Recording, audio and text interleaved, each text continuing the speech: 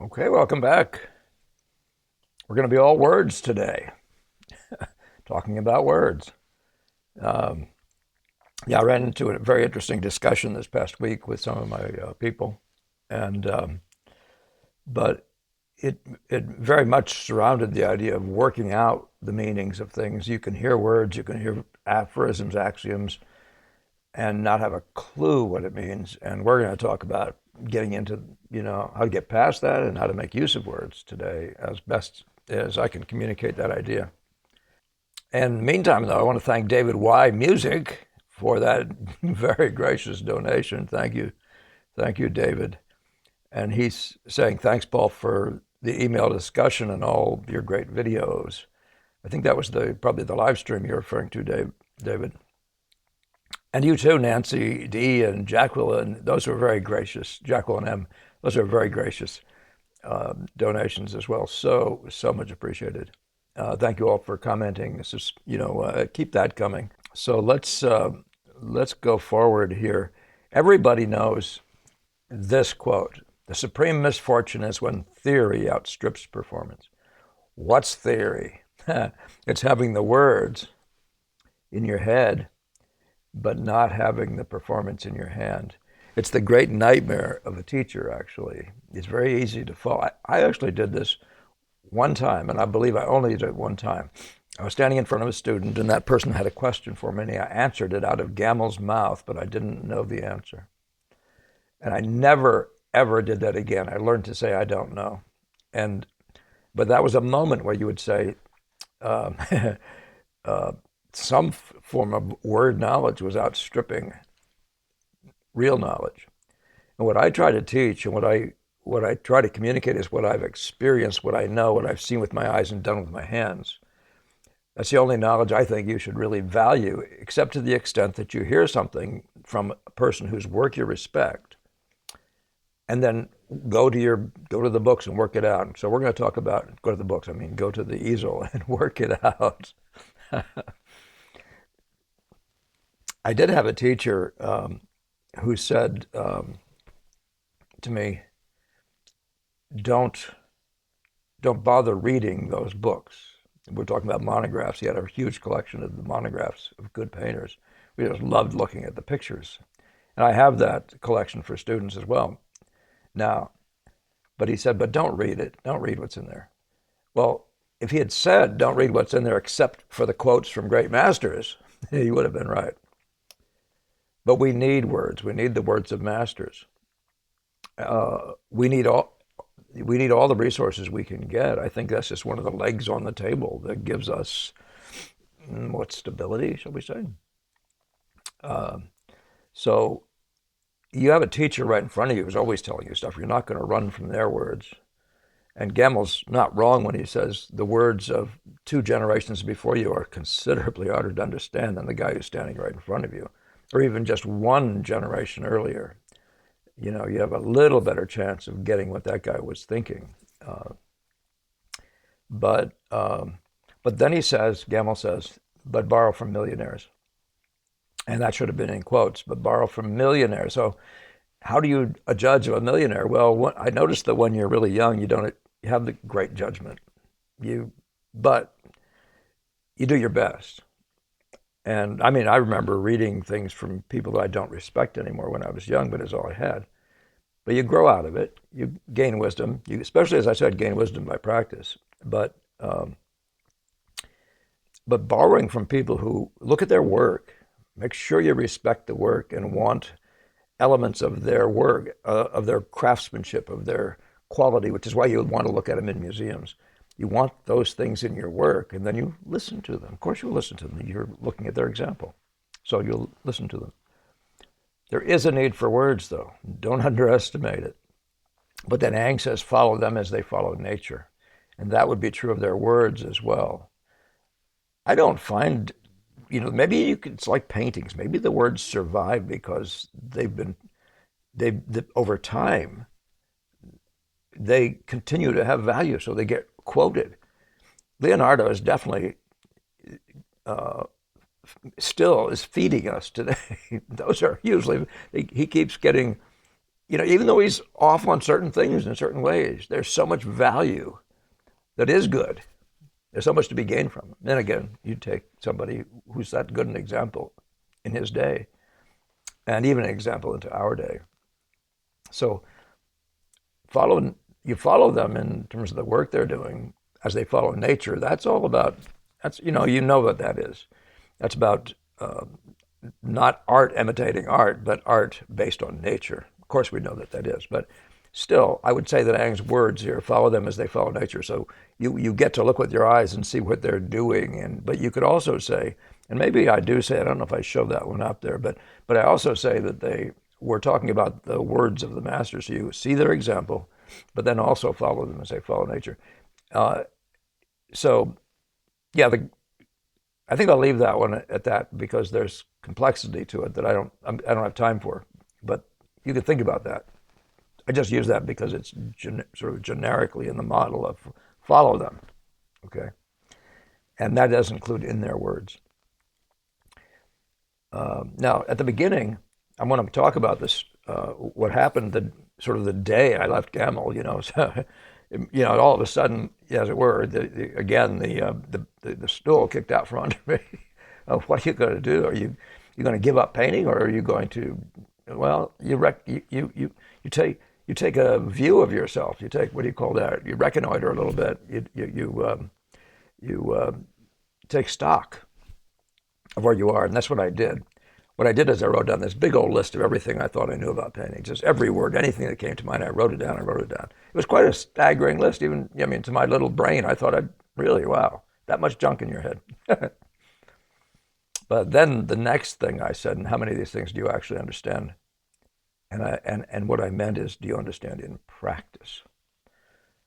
And boy, where that light came from, in one sense, I don't know, probably from some of these wonderful aphorisms.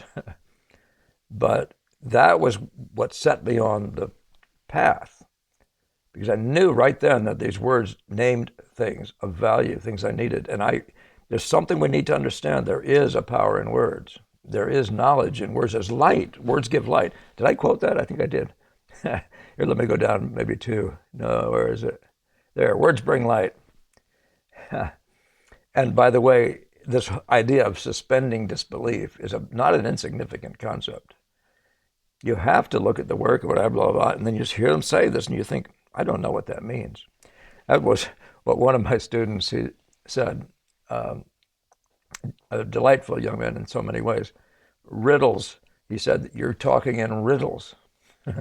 Well, you couldn't understand them. I was saying the phrase as perfectly as it could have been said. In fact, at one point, I asked Gamel, did he mean, and he cut me off. I was going to say, did you mean, and I was going to rephrase it. He said, I meant exactly what I said. Now, that's the very nature of the good quality aphorism that comes out of the old master, out of the shop talk of the old master. You have axioms, adages, you see these maxims, aphorisms, dictums, precepts. What are they? Proverbs. They're one-liners, Make it as like as you can the first time, and then make it more like. What the heck does that even mean? How do you work that out? But you must, right? But you got to get to understanding of these things. So I'm really narrowing this whole, we've talked about these things before, but I'm really trying to, as I've learned to do lately, to sort of focus in on one element and put more time into it. Really, as I say, unpack it. I like that phrase. Unpack it a little bit.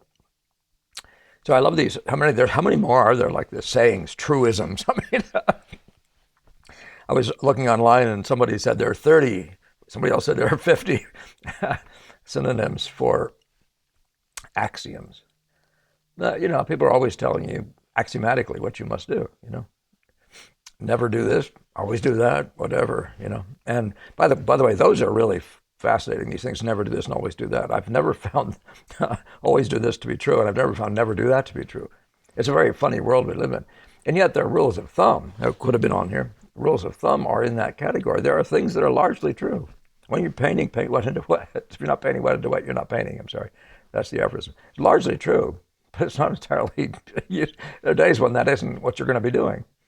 So, but it's largely true, right? So this is what we're talking about, right? So, but you have to work out the meaning, right? And you have to, when you hear them, you have to, something, at least something in me, and I think it's in most people, there's something triggered. There's a recognition thing. Like, I recognize value here. And I remember at some point reading these things, and I literally had a shelf in my brain. I felt like it was a piece of wood. And these things would go sit on that shelf. The concept underlying that phrase would be sitting on that shelf for further analysis later, for further consideration and meditation. I had a place like that. It's the strangest thing. Maybe you do. You probably do, but you don't. You may not know about it. But one of the problems, the side problems with words is, what Gamble says here, you see with your ears what people have told you, Gamble said. Well, I remember getting to be, I was raised in a Christian home with all sorts of Bible knowledge and all that sort of thing memorized. But I also was raised in a home where we'd been to church every week, and therefore you gain this, your perception of Christianity is somewhat juvenile, and it's what you've been taught. It isn't your own. So your knowledge, what you believe about Scripture, what you see isn't what you see, it's what you've heard, right? It's just a fascinating thing, and that would be true of any college you've ever went to, and you really got to check it out with your own eyes. So then you have to put that time in, saying, does it really mean this? Does it really mean that? Or was I a child? The Apostle Paul says, when I was a child, I thought as a child. Well, when I became adult, etc. But so there's my response to that is check it out with your own eyes. And I'm going to tell you at the end what that did for me. But look at nature and look at the masters. That's the way you check it out, right? Check it out with your own eyes. Do the masters really do that? Does nature do that? Is it so?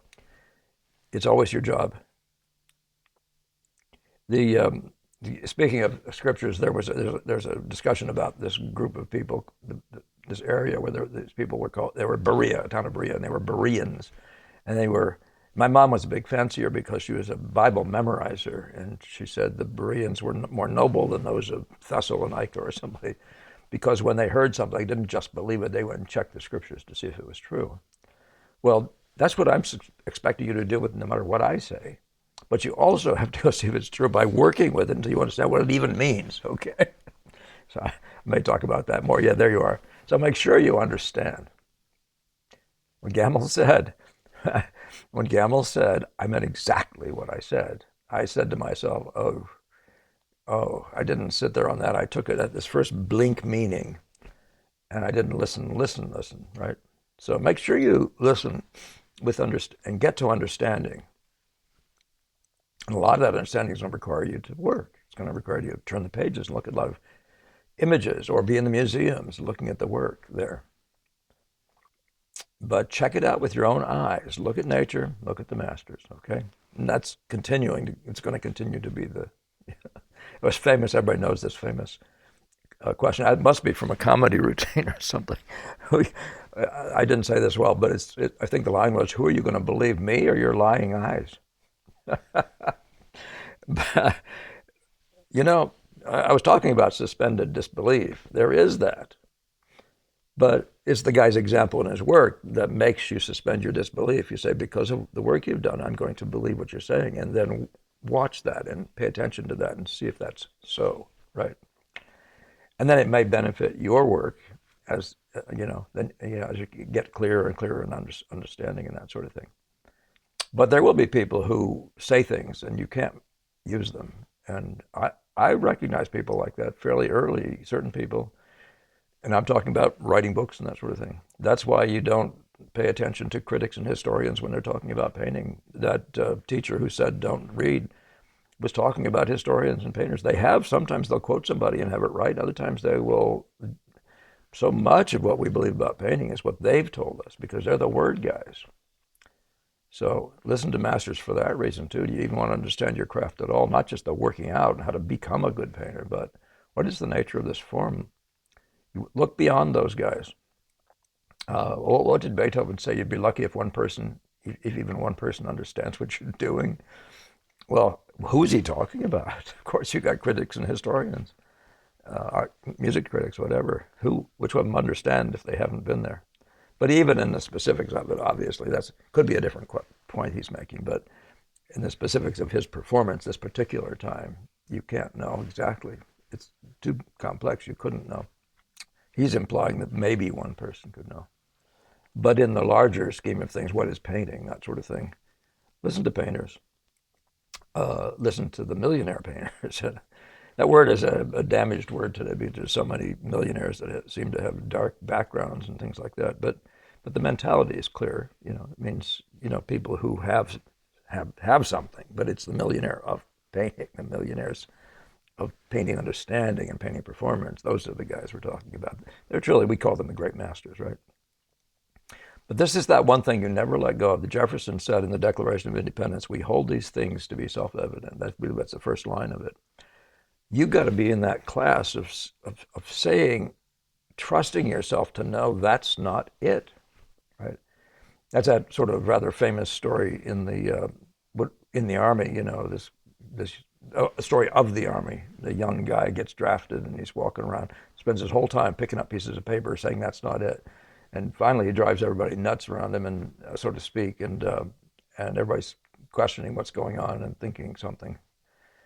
And finally, they decide to discharge him from the army. They think they can't use a guy like this, and they call him in and have his discharge papers, and he looks down at the paper of the commanding officer, and he says, "That's it." That's a great story. But if I've told it worth anything, but we hold these things to be self-evident. So there's that self-evident side to this thing, the very nature of this form, that golden thread that exists throughout all painting. There's something in you that even made you become a painter.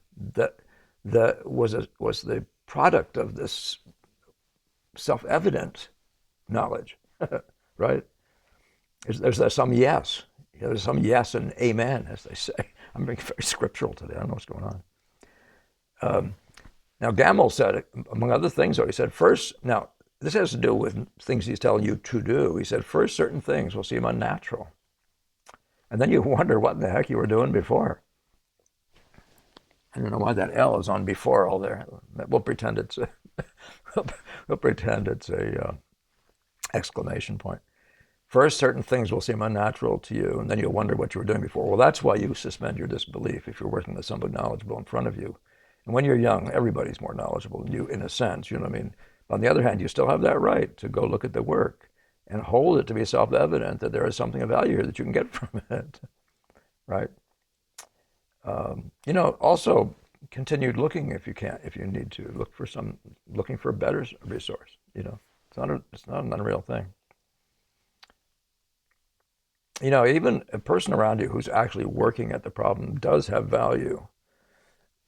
I mean, he has to have the work has to be showing its value on some level, but he's also got value just by being in our field. So you can get a lot of bad ideas, and Gamble would say it's very difficult to shake off the influences of your first teachers. So you do want to be as wise as you can.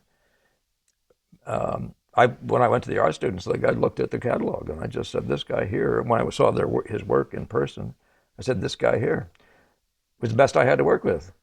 I didn't choose that guy. There were 60 people teaching there at the time. But what else can you do, right? But you got to base it on something. It's the best you have at the moment. As I've said before about this question of taste, for example, I believe that taste is a product of tasting more. Yeah. So you have to start with a taste. You have to start with something, but you use your very best taste, which may not be worth anything. All right.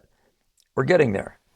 Now, this idea of working out your own salvation with fear and trembling, it's your responsibility to make yourself a good painter. So all the things people have told you, all the words, that's what you're doing with them. And so you have that need to be in your self-evident mind saying, no, not like this. No, that's not it. More of this. I even, of course, took the time to try to sort out what I valued in pictures. What are the skills? I loved the beauty of form rendering. I love the beauty of light. I love color relations. I love the beauty of a beautiful color scheme.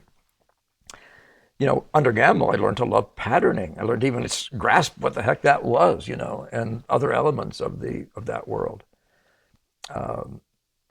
But life in the figure, you learn that, throughout history, there have been these times when the modeling and sculpture or whatever was very stodgy and stiff. And all of a sudden, someone comes along, sort of a Rodin or somebody, and all of a sudden they bring life. You begin to value things like that. But that's part of your working out your own salvation. But those words, if you didn't have words like the life, form, other words like that, light, you would be at a loss. We need words, okay? But with fear and trembling, So, where are we with these things? Are you going to trust me or your lying eyes? Well, use your eyes a lot, but fear and trembling. So let's talk about, for 2 seconds, let's talk about the importance and danger of reading. I just say it with that phrase. This is all just to remind me. Things that passed in my brain, and I got in here today. I was afraid I was going to leave multiple things out. So Mr. Producer is stuck he wanted to get this done earlier, but for your sake, hopefully we don't come in late. But what I found is the fascinating thing about reading is that, man, you're hungry when you first get there. When I got to Gamble, I said, do you have a reading list? And he says, you're the first person that's ever asked me that. Well, nobody in the Art Students League said, here's your reading list.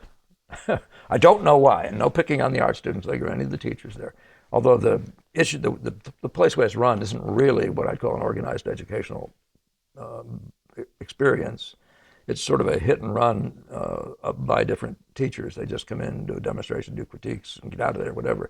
So it's not there's not a unified body of guys who stay with this guy for a long period of time as much as there would be if it was an atelier, et cetera, et cetera. So there seems to be a less of a cohesive and a structured education at any particular teacher's level.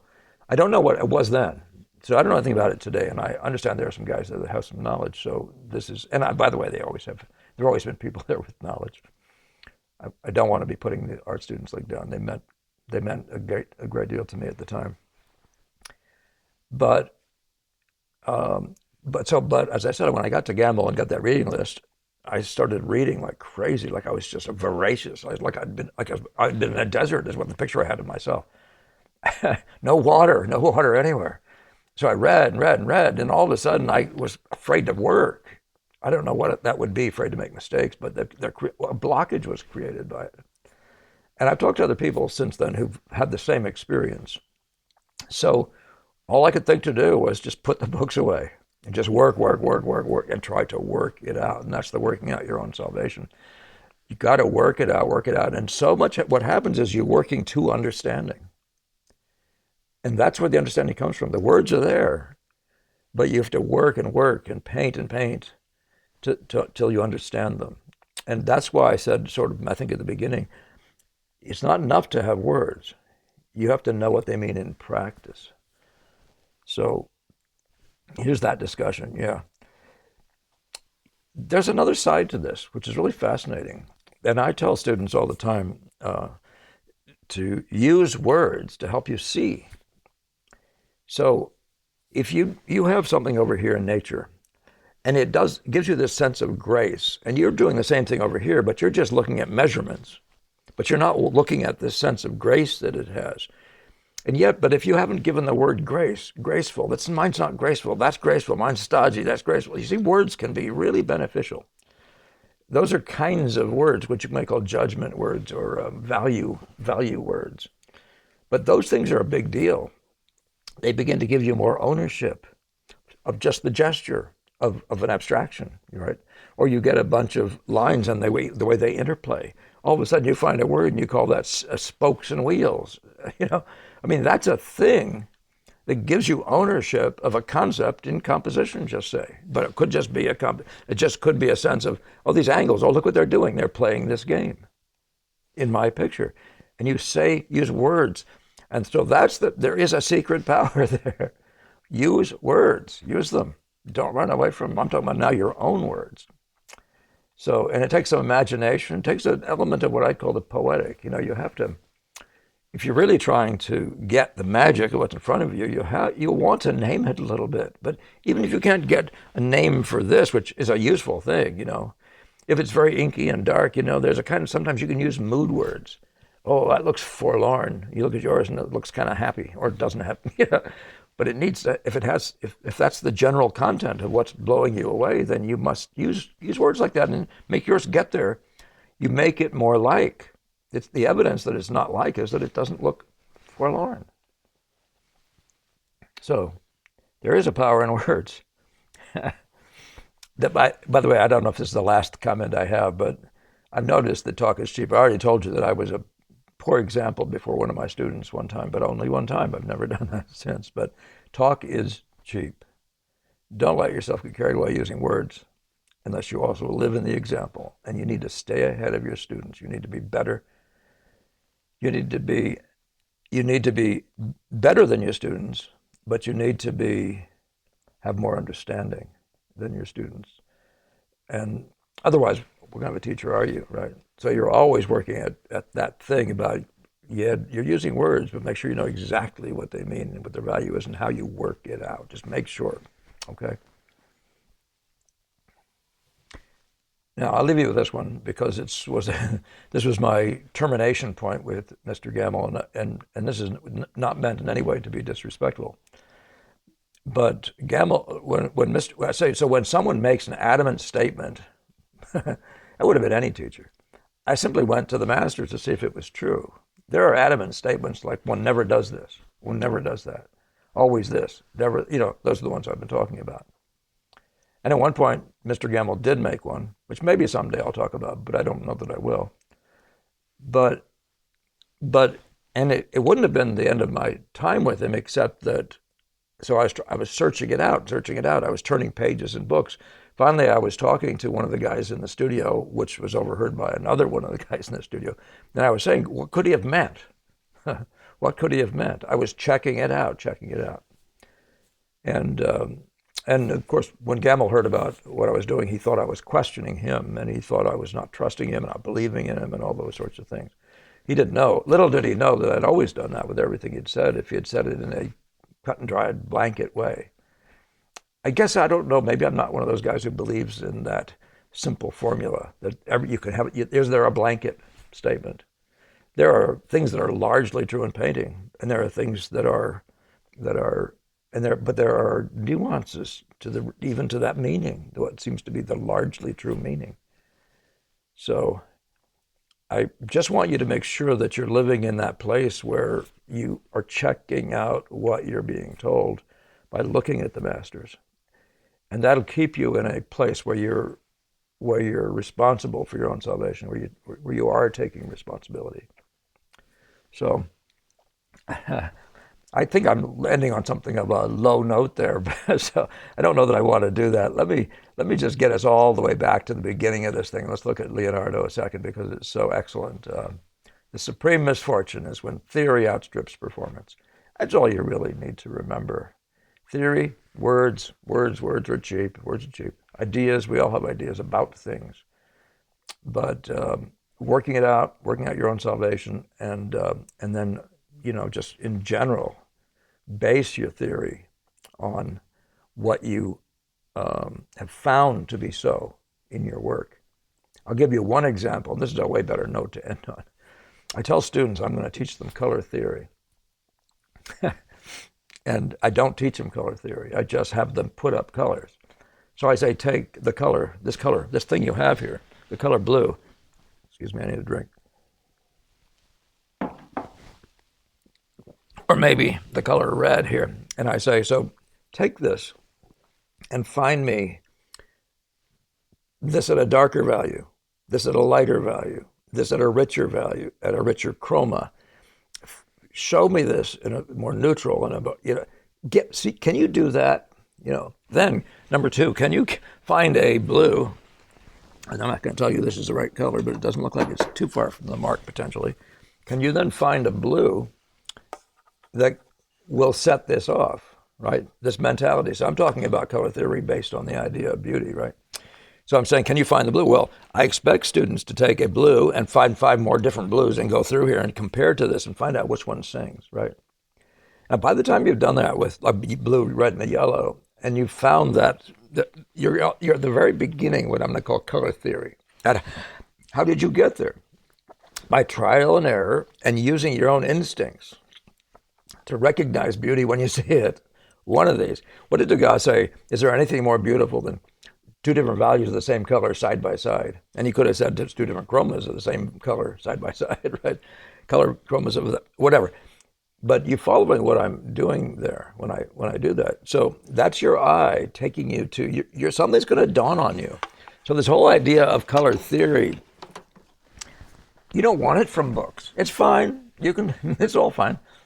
You can't even mixing paints. Munzel's fine. It's really a good place to start, or it's a good body of information to be aware of. But mixing paints, there's a trial and error thing about that. It's going to be the only way you're ever going to really have ownership of your own and mastery of your own little world, your own craft. So it doesn't mean that you shouldn't hear what other people are saying, even experiment with what they've said to the point of understanding clearly what they've said.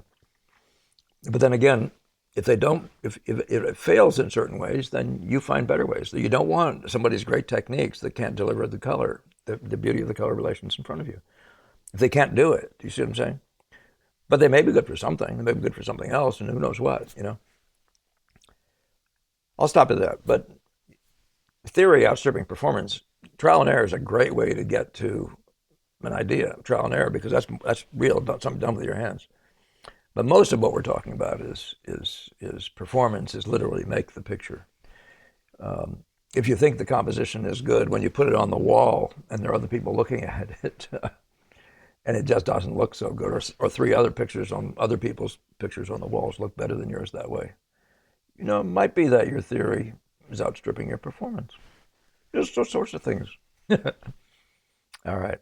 But I am really wanting you to hear, listen, don't fail to read, get it into your ears, but get it into your working understanding as well. That's my big encouragement for all you guys who are really trying to get mastery in your field.